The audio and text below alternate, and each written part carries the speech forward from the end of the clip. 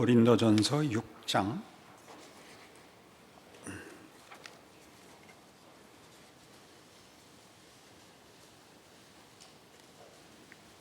고린도전서 6장 1절부터 11절 말씀까지 보겠습니다. 너희 중에 누가 다른 이와 더불어 다툼이 있는데 구태여 불의한 자들 앞에서 고발하고 성도 앞에서 하지 아니하느냐? 성도가 세상을 판단할 것을 너희가 알지 못하느냐? 세상도 너희에게 판단을 받겠거든 지극히 작은 일 판단하기를 감당하지 못하겠느냐? 우리가 천사를 판단할 것을 너희가 알지 못하느냐? 그러하거든 하물며 세상 일이랴. 그런즉 너희가 세상 사건이 있을 때 교회에서 경히 여김을 받는 자들을 세우느냐? 내가 너희를 부끄럽게 하려 하여 이 말을 하노니 너희 가운데 그 형제간의 일을 판단할 만한 지혜 있는 자가 이같이 하나도 없느냐? 형제가 형제와 더불어 고발할 뿐더러 믿지 아니하는 자들 앞에서 하느냐? 너희가 피차 고발함으로 너희 가운데 이미 뚜렷한 허물이 있나니 차라리 불의를 당하는 것이 낫지 아니하며 차라리 속는 것이 낫지 아니하냐? 너희는 불의를 행하고 속이는구나. 그는 너의 형제로다. 불의한 자가 하나님의 나라를 유업으로 받지 못할 줄을 알지 못하느냐? 미혹을 받지 말라. 음행하는 자나 우상 숭배하는 자나 간음하는 자나 탐색하는 자나 남색하는 자나 도적이나 탐욕을 부리는 자나 술 취하는 자나 모욕하는 자나 속여 빼앗는 자들은 하나님의 나라를 유업으로 받지 못하리라. 너희 중에 이와 같은 자들이 있더니 주 예수 그리스도의 이름과 우리 하나님의 성령 안에서 씻음과 거룩함과 의롭다 하심을 받았느니라.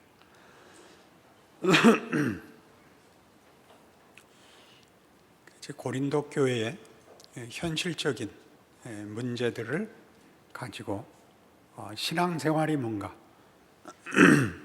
기독교 신앙의 가장 중요한 약속과 기대가 무엇인가, 책임이 무엇인가를 설명하는 대목입니다. 5장에서부터 시작한 바와 같이 너희가 지금 교만하다 하는 꾸중을 하는 자리입니다. 여기서 교만하다는 것은 뜻밖의 우리가 생각하는 것 같이 잘난 척하는 얘기를 하는 것이 아니라 너희가 너희의 명예를 놓치고도 알지 못하고 아는 것 같이 굴고 있다라는 대목입니다. 너희는 교회다. 하나님의 몸이다. 예수 그리스도의 몸이다.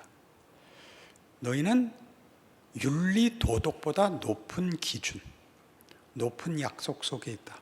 그러니 뒤에 본 바와 같이 9절 이하에 나오는 불의한 자가 하나님의 나라를 유업으로 받지 못할 줄 알지 못하느냐? 음행이나 우상숭배나 간음이나 탐색이나 남색이나 도적이나 탐욕이나 술 취하거나 모욕하는 자, 거짓말하는 자들은 다 세상에서도 다 알고 있는 도덕입니다.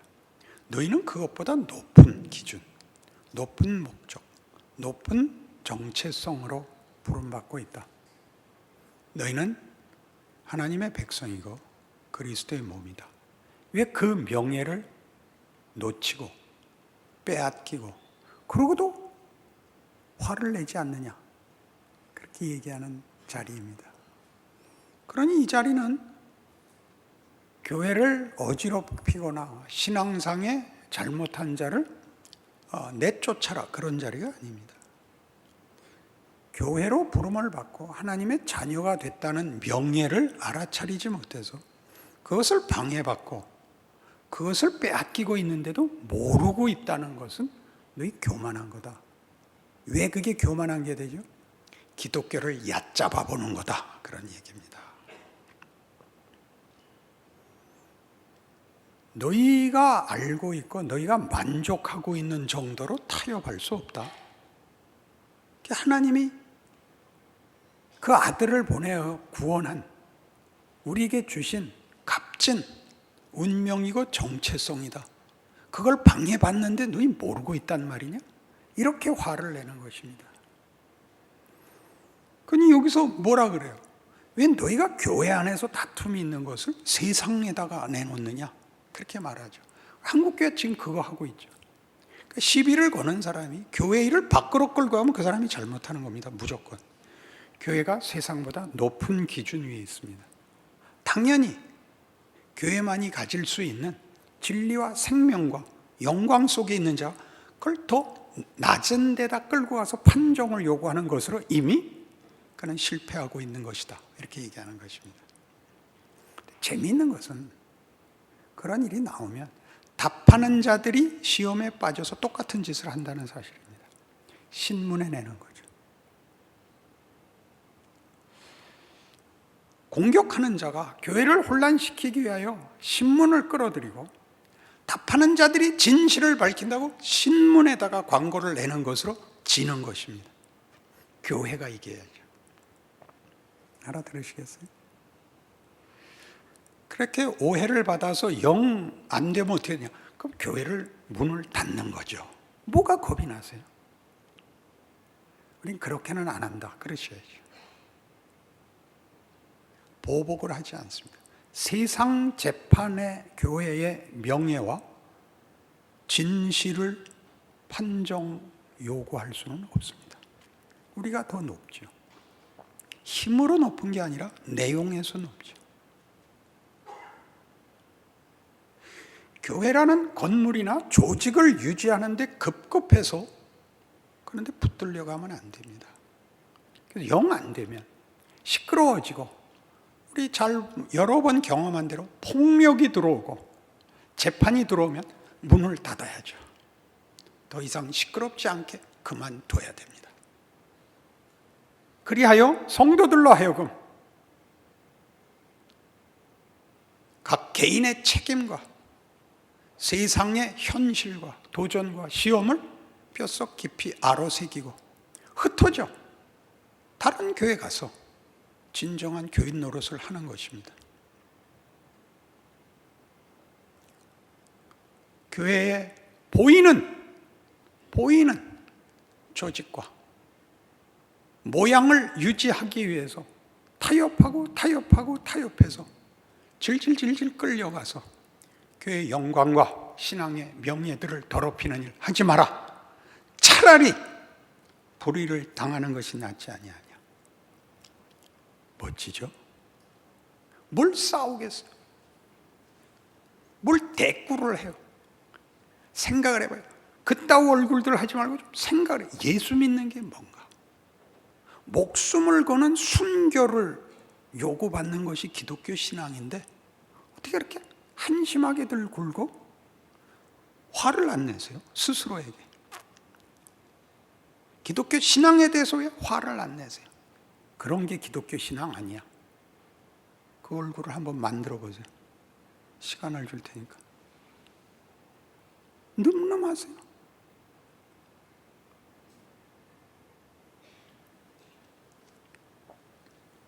예수 믿는 교회에게 주신 하나님의 일하심, 즉 은혜의 방편이라는 것이 있습니다.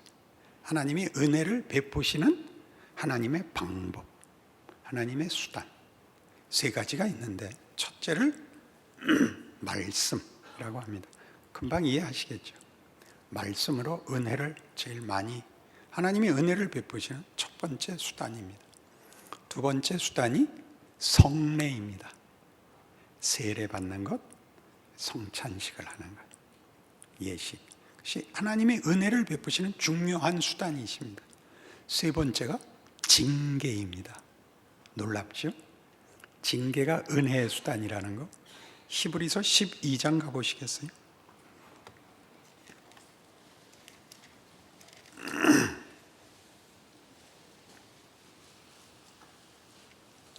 히브리서 12장 1절. 이러므로 우리에게 구름같이 둘러싼 허다한 증인들이 있으니 모든 무거운 것과 얽매이기 쉬운 죄를 벗어버리고 인내로서 우리 앞에 당한 경주를 하며 믿음의 주요 또 온전하게 하시는 이인 예수를 바라보자. 그는 그 앞에 있는 기쁨을 위하여 십자가를 참으사 부끄러움을 개의치 아니하시더니 하나님 보좌 우편에 앉으셨느니라. 너희가 피곤하여 낙심하지 않기 위하여 죄인들이 이같이 자기에게 거역한 일을 참으신 일을 생각하라.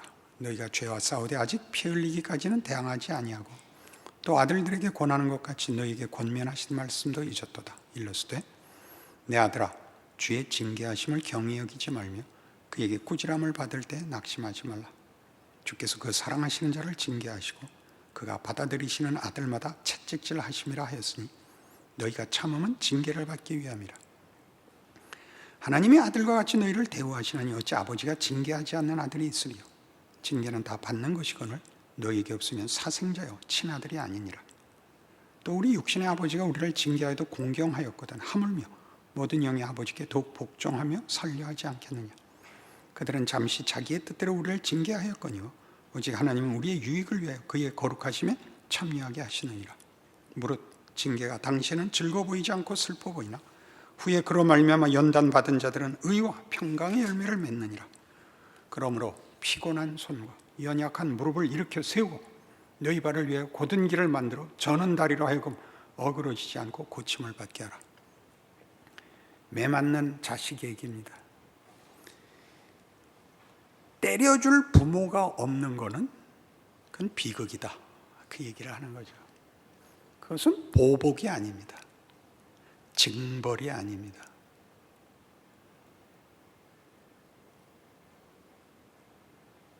그것은 공포일 수 없습니다. 부모가 자식을 때리는 것은 맞는 것 자체는 고통스러운 일이지만 그 고통이 자신의 손에 맡기지 않는 보호자가 있음을, 인도자가 있음을, 내가 가진 책임보다 더 큰 손길이 있음을 우리에게 확인시키는 것입니다. 교회가 그 일을 안 하면 책임을 기울이하는 것입니다. 징계를 주고받는 것은 어려운 일입니다. 우리 세상적 차원에서는 오히려 하지 않는 일입니다. 남의 자식 잘못하는 걸 뭐라 그러겠습니까? 자기 자식은 데려다가 엄히 꾸짖어야 됩니다. 안 그렇습니까? 우리 아이 친구가 우리 집에 놀러 왔다가 유리창 깨면 꾸짖지 않습니다. 너 어디 사니? 그러죠. 너희 아버지 이름이 뭐니? 가자. 그러죠. 내 자식이 깨면 물어내라 그러지 않습니다. 팹니다. 너 이 새끼 놀 때 조심하라 그랬지. 그 차이를 아시겠어요? 여러분, 교회에 오면 어느 교회에 소속하든지 보이는 이 약속 속에 들어오는 겁니다. 여러분은 하나님의 자녀입니다. 여러분들의 명예와 지위와 책임과 훈련을 기쁘게 순종하셔야 됩니다. 이 훈련을 받지 않겠다는 것은 여러분들이 교회를 모욕하는 것이 됩니다. 놀이터에 온 것이고 돈 주고 사먹는 집에 온 것이 됩니다. 내가 낸 것만큼 서비스 받고 싫으면 나가도 되는, 그렇게 하는 것이야말로 교회를 최고로 모욕하는 것입니다. 알아들으시겠습니까? 여러분이 얼마나 존귀한 자인지, 어떤 지위와 어떤 손 아래에 있는지를 모르면 여러분은 위대해질 수도 없고 자라날 수도 없고 감사를 할 것도 없습니다. 시편 10편에 가보십시다.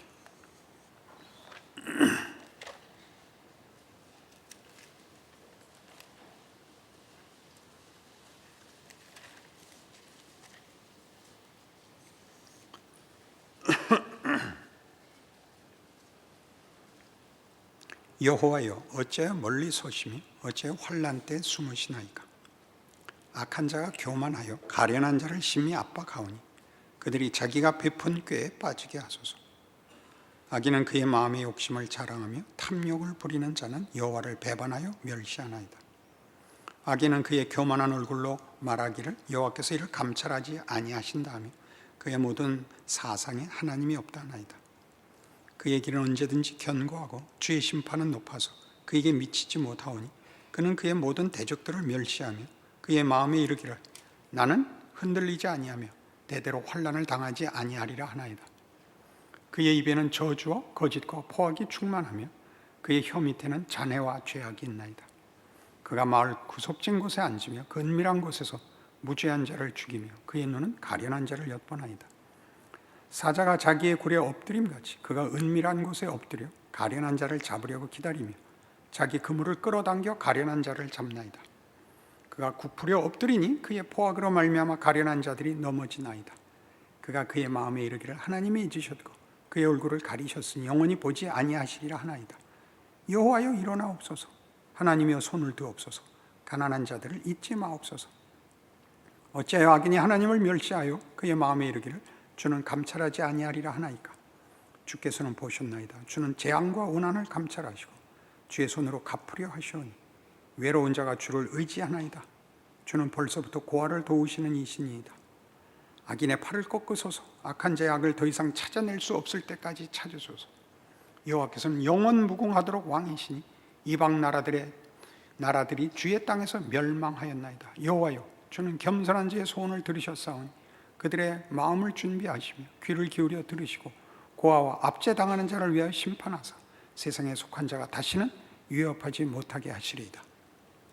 쉽게 읽으면 악한 사람들이 죄를 짓고 우리는 하나님을 의지하여 기도하오니 하나님 우리에게 승리를 주옵소서 이렇게 간단히 들립니다. 그거보다 깊습니다. 깊다는 게 무슨 뜻이냐 하면 우리가 아는 도덕을 기준으로 할 때는 도덕을 지킨 자와 지키지 않은 자밖에 없습니다. 현실이 어떤지, 그가 어떤 사정에서 그럴 수밖에 없었는지 그런 것들은 고려되지 않습니다. 거기는 이해나 사정을 봐주는 어떤 베푸는 마음들이 없습니다. 이건 다른 얘기입니다.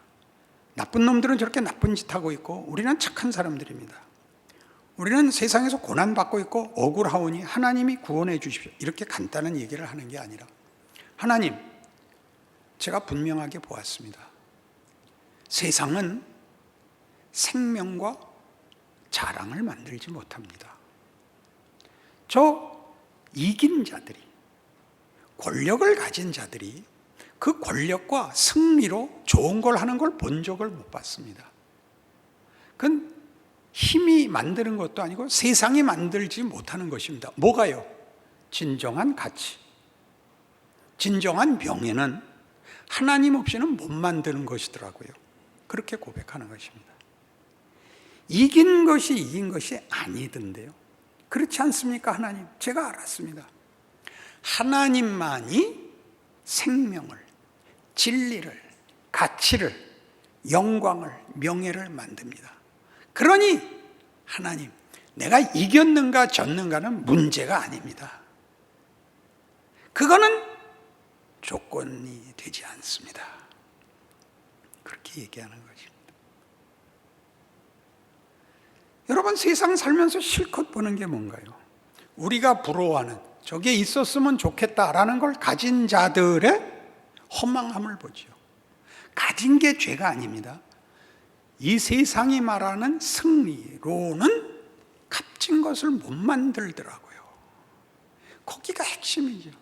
그럼 여러분 스스로에게 물으십시오. 여러분이 신앙을 가지고 교회에 출석하고 이 공동체가 되어서 누린 명예가 무엇인가? 다만 욕 안 먹고 형통을 빌고 마음의 위안을 삼고 돌아가는 게 전부라고요? 그렇게 말하면 이 시를 읽을 수가 없습니다. 12절에 나오는 여호와여 일어나옵소서, 하나님이여 손을 드옵소서. 하나님, 그렇습니다. 그건 하나님만이 만들 수 있고 나는 그걸 압니다. 그러니 내 인생에만 생명과 진리와 영광을 담을 수 있습니다. 난 이기는 게 문제가 아닙니다. 하나님 일하시는 걸 나는 압니다. 내 인생이 최고입니다. 이렇게 말하는 시입니다. 왜 늘 하나밖에 없냐 이거지.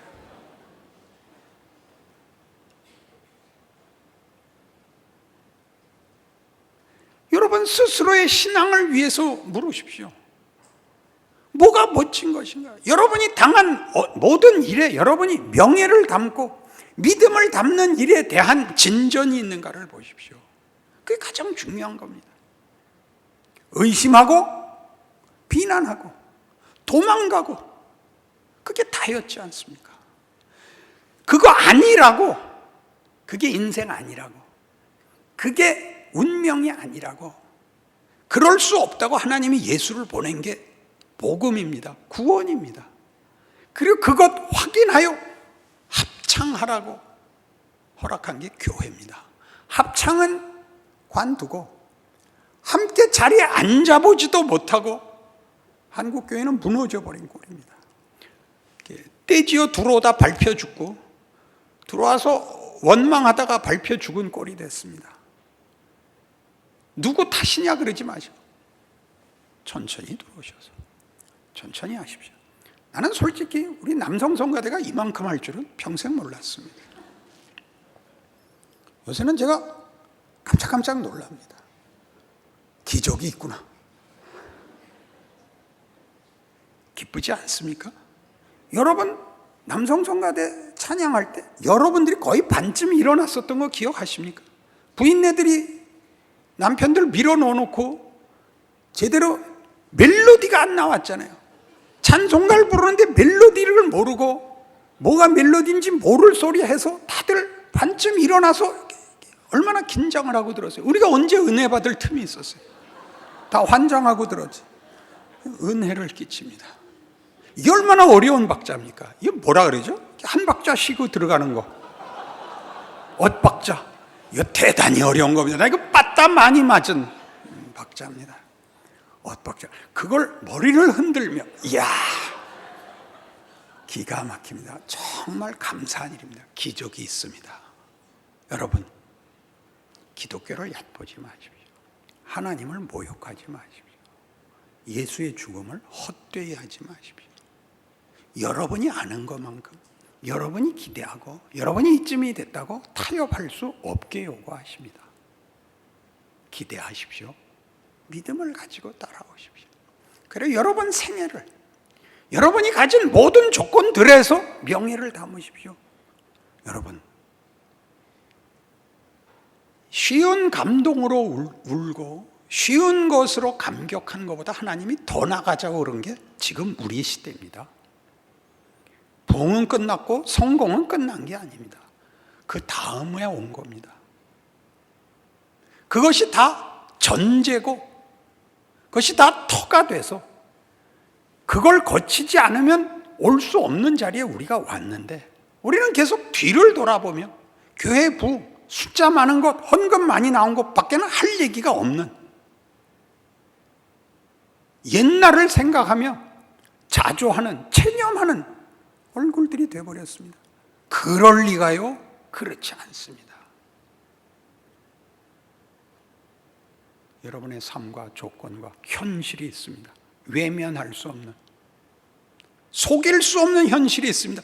그 현실에 하나님이 얼마든지 담으신답니다. 가난한 자를 돌아보시는 하나님, 얼마나 굉장한 말입니까? 뭘 겁을 내십니까? 제가 뭐라 그럴까? 반가운 사람이 되십시오. 기쁜 사람이 되십시오. 그게 무슨 조건이 필요합니까? 여러분이 성공을 했느냐, 실패했느냐, 유명하냐, 무명하냐는 전혀 상관이 없죠. 그게 다 조건이 되죠. 거기서 어떻게 했느냐? 당신이 위대하냐? 거기서 당신의 위대함이 우리에게 무슨 유익이 있느냐? 기독교 신앙에 무엇을 드러내고 있느냐? 그렇게 스스로에게 물으십시오. 원망할 틈도, 다른 사람하고 비교할 틈도 없습니다. 여러분을 대신할 것은 하나도 없습니다. 그러니 각자가 가진 자기의 인생과 조건 속에서 하나님의 영광을 누리며 증거하며 자랑하며 기쁘게 사십시오. 여러분을 만나면 상대방이 기뻐하게 하십시오. 세상이 우리를 보면 놀라게 하십시오. 놀라게 하십시오. 지지 마십시오.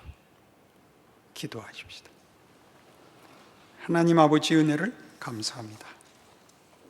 우리의 인생과 우리의 조건이 하나님의 영광과 기적과 그 뜻에 있어서 충분한 조건이라는 사실을 인정합니다. 우리는 믿음을 가지겠습니다. 그리고 우리의 조건과 현실 속에서 영광을 담겠습니다. 다 각각 그 길을 걷게 하옵소서. 우리 얼굴에 기쁨과 자랑을 넘치게 하시고 우리 눈이 깊어지게 하시며 우리의 얼굴이 빛나게 하옵소서. 예수님 이름으로 기도합니다.